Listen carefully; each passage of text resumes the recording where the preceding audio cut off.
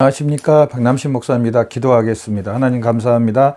로마서 말씀을 통해 은혜 더하여 주시옵소서. 예수님의 이름으로 기도드렸습니다. 아멘. 로마서 13장 11절부터 14절 성화의 성장이라는 제목으로 봅시다. 13절이면 낮에와 같이 단정해하고 방탕하거나 술 취하지 말며 음란하거나 호색하지 말며 다투거나 시기하지 말고 오직 주 예수 그리스도로 옷 입고 정욕 권리와 육신의 일을 도모하지 말라. 오늘 이 본문 말씀은요, 사도 바울의 권면입니다.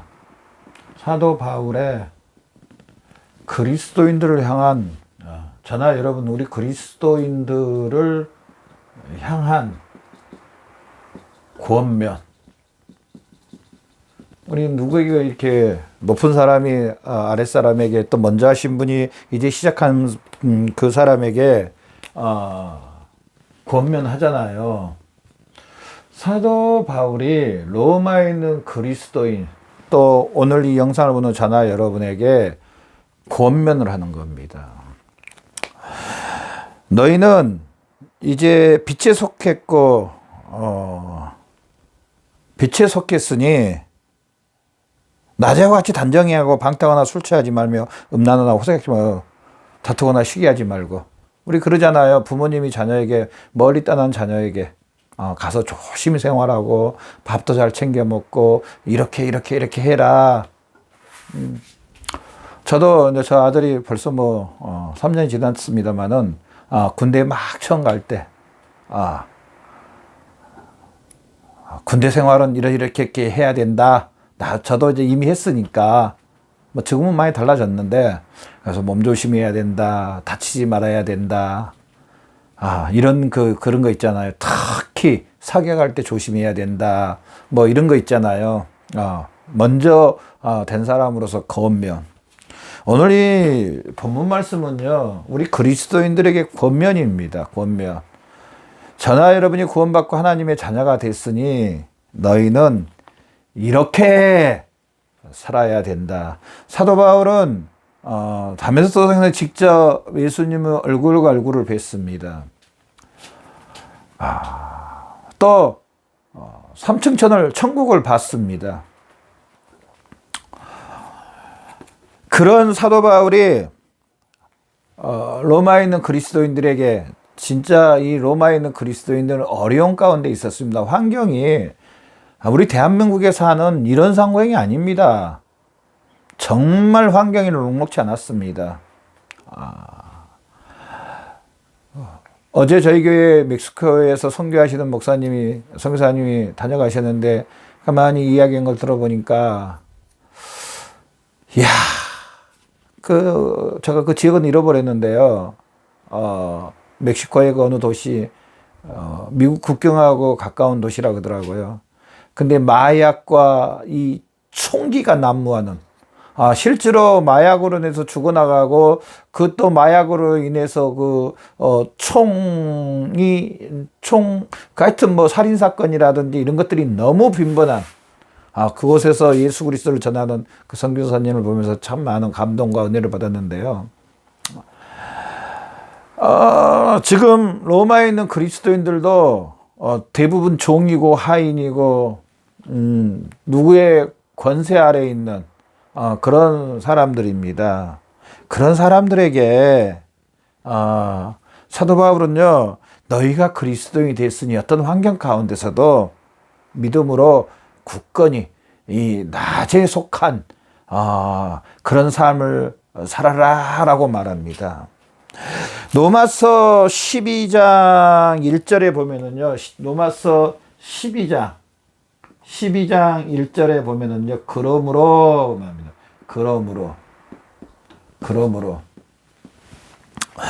12장 1절에 보면, 그러므로 형제들아 내가 하나님 모든 자비하시며 너희를 권하니 너희 몸을 하나님 기뻐하는 거룩한 산 제물로 드리라. 권면입니다. 그러므로 형제들아, 사도 바울이 로마에 있는 그래서 너희 몸을 하나님이 기뻐하시는 거룩한 산 제물로 드리라. 왜? 저나 여러분은요, 구원을 받았습니다. 하나님의 자녀가 됐습니다. 저나 여러분은 이제 천국의 백성입니다. 하나님의 백성들입니다.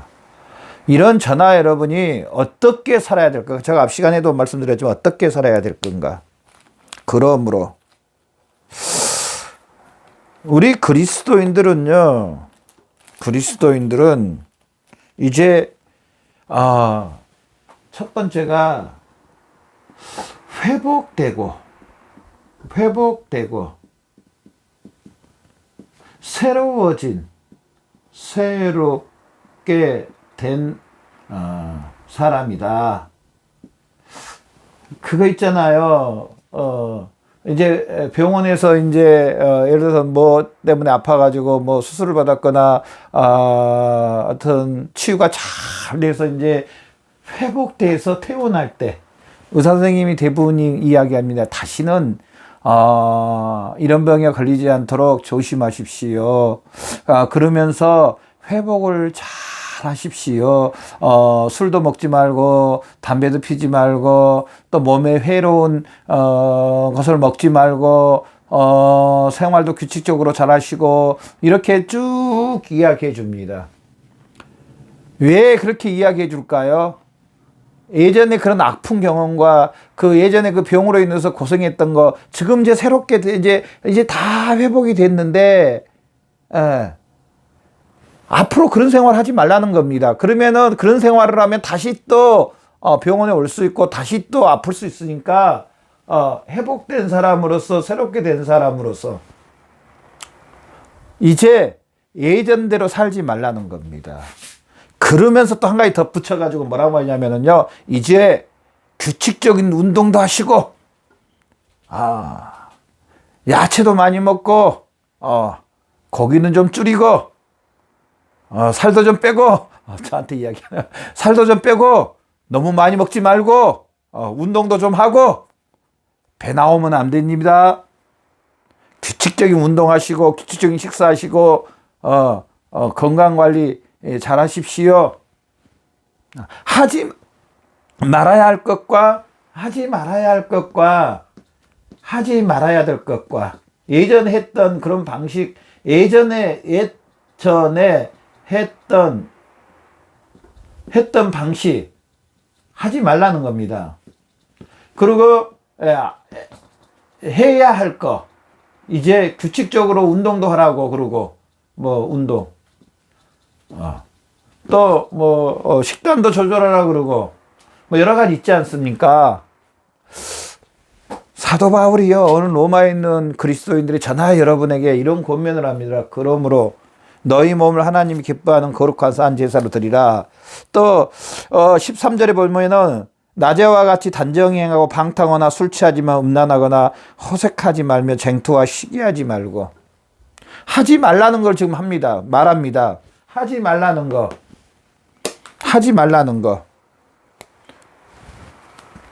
너희가 회복되고 새롭게 됐으니 이제 낮에 속함. 저나 여러분은 낮에 속한 사람들입니다. 낮에 속함. 다시 낮에 속한 사람이 다시 어두움의 유혹에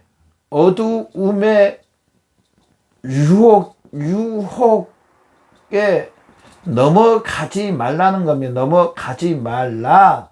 마귀 사탄이 원수 사탄 마귀가 우리를 유혹한다는 겁니다. 그래서 다시 방탕한 생활, 술 취한 생활, 음란한 생활, 호색한 생활, 시기하는 생활로 마귀가 우리를 유혹할 건데 너희는 낮에 속했다. 그러면서 이런 어둠의 유혹, 이 13절에 나오는 그 방탕하거나 술 취하거나 음란하거나 호색하거나 다투거나 시기하는 이런 삶을 살지 아니할 뿐 아니라 이런 삶에서 승리하려면은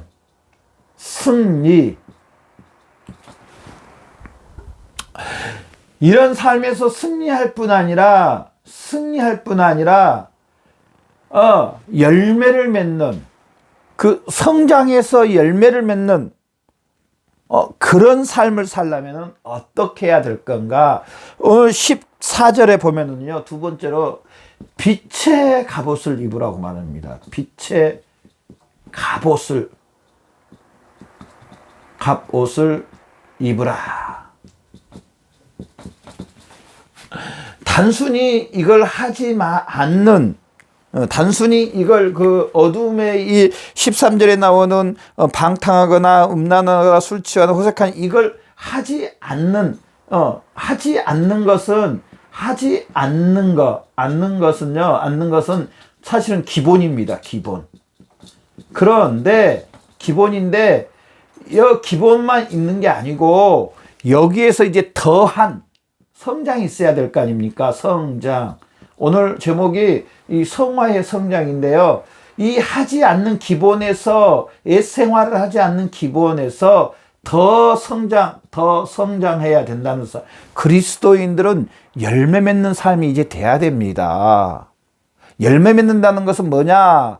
하나님이 원하시는 거룩한 삶, 온전한 삶, 하나님 앞에 영광 올려드리는, 나를 통해서 세상에 하나님의 영광을 나타내는 그런 삶을 살아야 된다는 겁니다. 단순히 내가 예수님 믿는 걸로 끝난 게 아니고 열매 맺는 삶이라는 것은 나를 통해서 하나님의 영광이 드러나고요, 나를 통해서 하나님이 나타나고, 나를 통해서 아직 예수 믿지 않는 사람들이 하나님 앞으로 돌아오는, 우리의 그 입술로, 우리의 발로, 우리의 그 행실로 하나님을 전하는, 그래서 그들도 하나님 앞으로 돌아오는 이 삶이 열매 맺는 삶이라는 사실입니다. 그래서 우리는 성장해야 됩니다. 빛의 갑옷을 입어야 된다는 사실입니다. 빛의 갑옷을. 오늘 성화의 성장인데 단순히 옛 생활을 하지 않는 그것에서 끝마친 게 아닙니다. 대부분 여기서 끝마치려고 합니다. 그러나 저나 여러분은요, 달란트를 받았습니다. 그러면은 정말 예수님에게 칭찬 듣고 하나님 앞에 상급을 받는 사람은 한 달란트 받은 사람, 뭐 두 달란트 받은, 세 달란트, 다섯 달란트 받은 사람이 있는데요. 5달란트 받은 사람입니다. 5달란트 받은, 저 달란트를 받았습니다. 그러면 달란트를 남겨야 됩니다. 즉, 이 말은 뭐냐? 성장해야 된다는 겁니다. 우리가 성장하려면은요, 빛의 갑옷을 입으라는 겁니다. 빛의 갑옷을, 이 기본에서, 이런 유혹에서 더 강력하게 이길 수 있는 방법은요, 빛의 갑옷을 입으라는 겁니다. 빛의 갑옷이 뭐냐? 그러면은 바로 예수 그리스도입니다. 예수 그리스도. 예수 그리스도. 예수 그리스도에까지 자라라는 겁니다. 너희 안에 이 마음을 품으라. 우리 마음도 그렇고 심령도 그렇고요. 또 우리의 그 행실도 그렇고요. 또 우리의 모습도 그렇고요. 바로 이 예수 그리스도라는 사실입니다.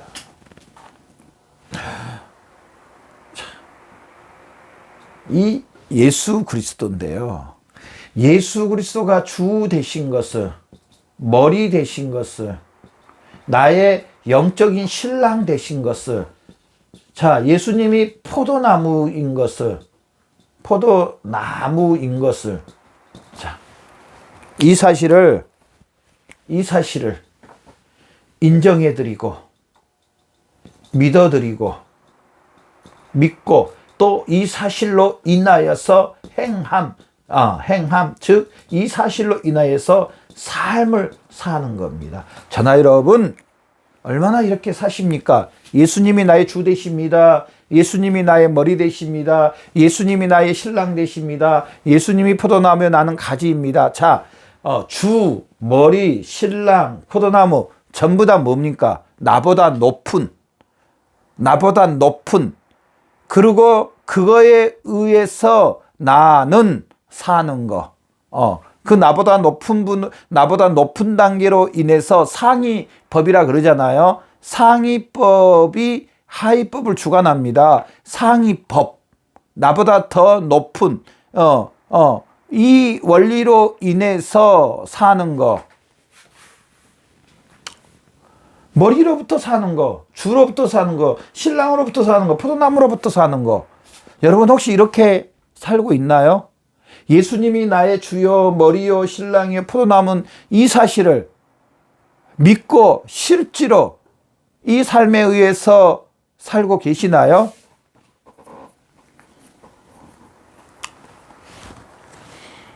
한번 나를 뒤돌아봐야 됩니다.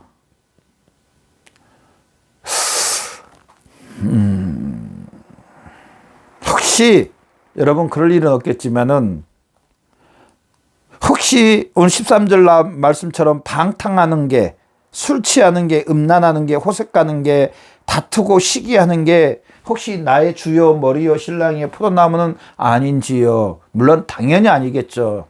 당연히 아닐 줄로 믿습니다.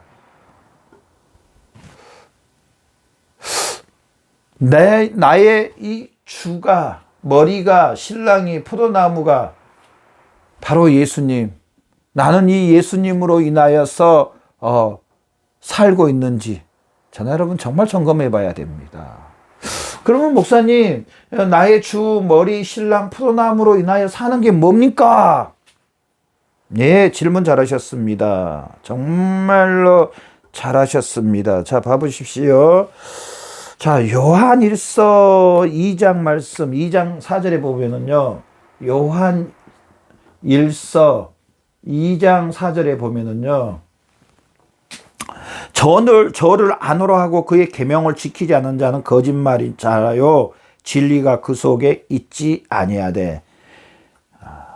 예수님을 믿노라 하고 예수님이 나의 주, 머리, 신랑, 포도나무요 라고 말을 하면서도 그의 계명을 지키지 않으면, 그의 계명을 지키지 아니하면 거짓말장이고 진리가 그 속에 있지 않다는 겁니다. 거짓말쟁이.